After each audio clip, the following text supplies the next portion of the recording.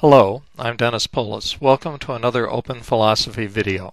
In this video, we're going to be continuing our discussion of the mind and free will by turning to the question of how we can have more than a single line of events.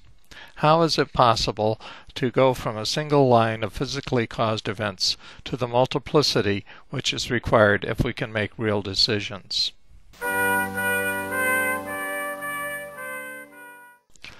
Previously, I discussed the experience of freedom, the experience of having multiple real possibilities.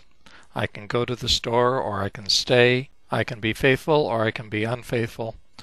These possibilities are actually within our power in a way that walking to England or teleporting to the moon are not within our power. Another experience illustrating the difference that conscious control makes is automatic driving. I don't know about you, but I can drive automatically. I do this when I'm engaged in a conversation or thinking about something. I can drive safely while I'm doing this, but I often miss my destination. Yet when I exert conscious control, I never miss my destination. This shows that intentionality is able to control our actions in ways that automatic processes are not. In the last video, we looked at this difference.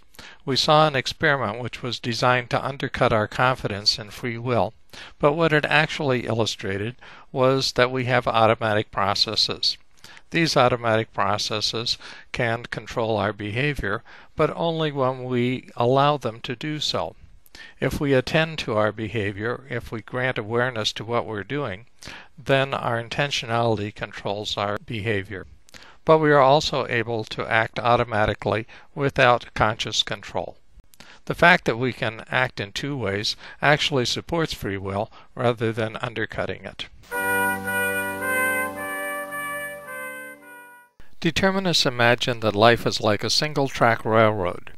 We keep going down the track, and whether it turns right or left or continues straight, we have no choice but to stay on the one track that we started on. Those of us who understand free will, on the other hand, see that there are switches, places where we can choose whether we're going to go right or left, follow this path or that. And beyond them, there are more switches yet again. The problem that many determinists have is trying to understand how we can have these switch points, how we can have branches, different lines of action which are immanent. They see a single brain state and a single set of physical laws, so they don't see how more than one line of action could possibly develop.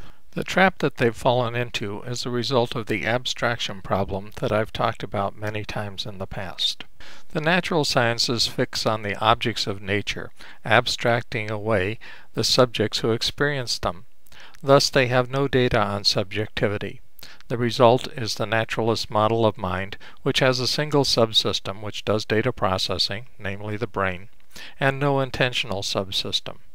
But in our two-subsystem model of mind, there are two subsystems which interact with each other, and it is precisely this interaction which allows multiple possibilities to originate. Imagine that you're in an apple orchard. Your one brain state, the one sensory experience, contains many notes of intelligibility. It contains many things that your intellect, your awareness, could fix upon. It contains notes of intelligibility on the apple, on the leaf, on shapes, on fragrances, colors, and many other things. Yet there is only one brain state from which all of these various concepts originate. They originate because the intentional subsystem fixes upon different notes of intelligibility. This gives us a one-to-many map. The one brain state supports many different ideas.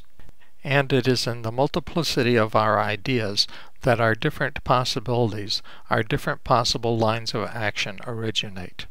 Thus it is our intentional subsystem, our awareness, our consciousness, which distinguishes us from purely physical systems, and which at the same time generates a multiplicity of ideas which are the seeds for a multiplicity of possible actions. But isn't this begging the question? Isn't this just saying that we can violate physics by having multiple ideas? No, not at all, because physics has nothing to say about the intentional subsystem. Remember that physics has abstracted away all notes of subjectivity, and so it has no data on which to build a model of our intentionality. Thus, the ability of the mind to fix on different notes of intentionality in the same brain state or same representation is a foundation for the edifice of free will. This same ability to fix on different notes of intelligibility allows us to give more or less weight to various motives. By fixing on this motive rather than that, on fixing on this benefit or that harm, we can shape our decisions to match our intentionality, and thus avoid motivational determinism. Thank you for watching, and please leave comments.